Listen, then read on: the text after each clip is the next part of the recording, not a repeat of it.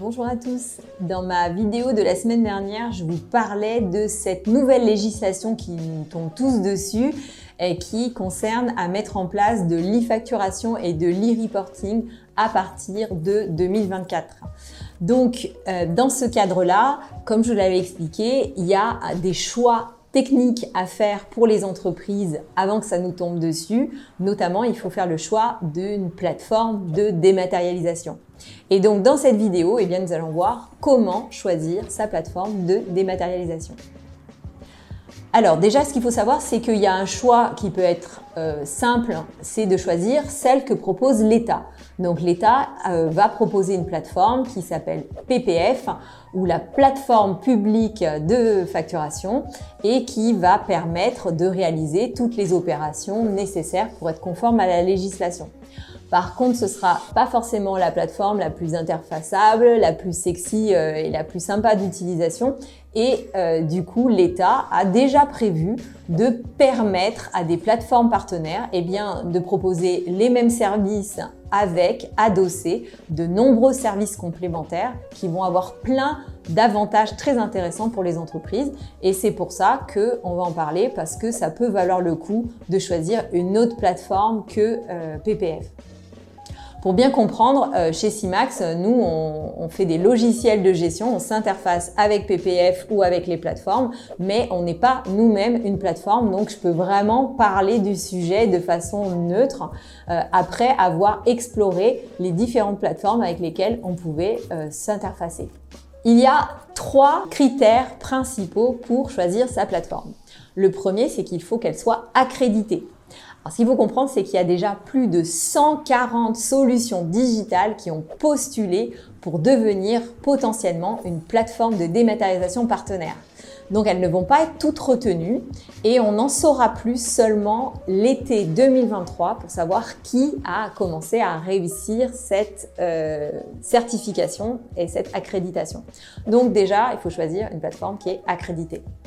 Deuxième critère, ce sont les services que propose cette plateforme. Donc, toutes les plateformes, j'en ai consulté plein, proposent des services différents, mais ça se recoupe un peu sur certaines.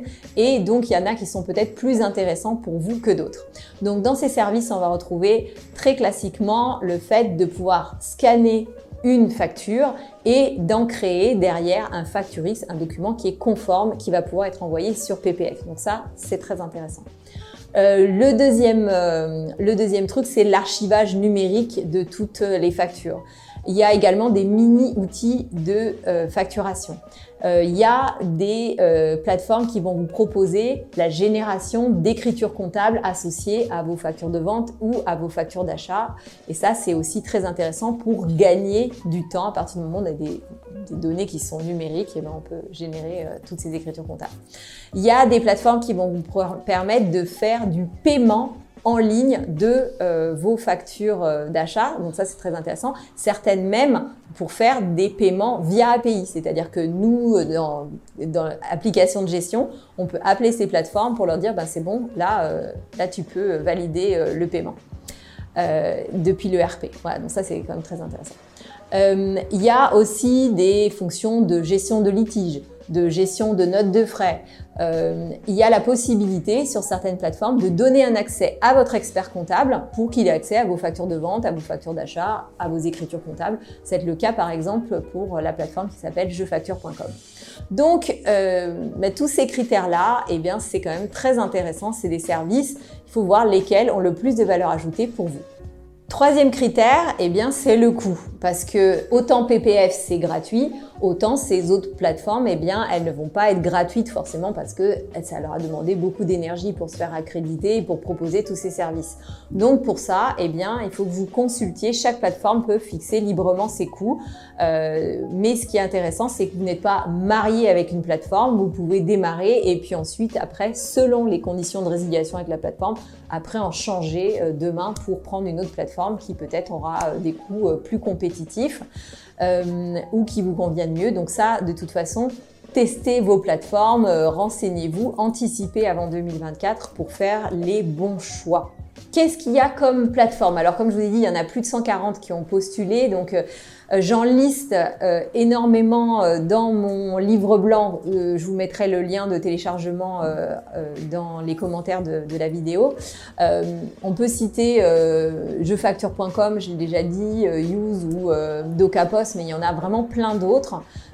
Donc du coup, allez voir lesquelles vous proposent les prestations pour le meilleur rapport qualité-prix, pour faire le bon choix. Moi quand même, j'aurais tendance à vous dire, ça peut valoir le coup de passer par une plateforme parce que les prestations complémentaires qui sont proposées vont vraiment vous faire gagner énormément de temps et il y aura du retour sur investissement face à cet investissement. En conclusion, c'est important de bien anticiper parce que 2024, ça va arriver très très vite. Donc renseignez-vous pour faire le bon choix de plateforme, mais aussi d'outils digitaux qui vont vous permettre de produire les documents et les outils d'e-reporting et d'e-facturation et de les traiter de façon automatisée. N'hésitez pas à nous contacter chez Simax si vous êtes mal outillé et que vous voulez du coup un très bon logiciel de gestion. Par ailleurs, la semaine prochaine, je vais faire une vidéo sur toutes les questions qui m'ont été posées sur ce sujet depuis la première vidéo et donc pour y répondre et donner des compléments d'information. Donc n'oubliez pas de vous abonner, d'activer les notifications pour pouvoir ne pas rater cette vidéo si le sujet vous intéresse. À très bientôt. Au revoir.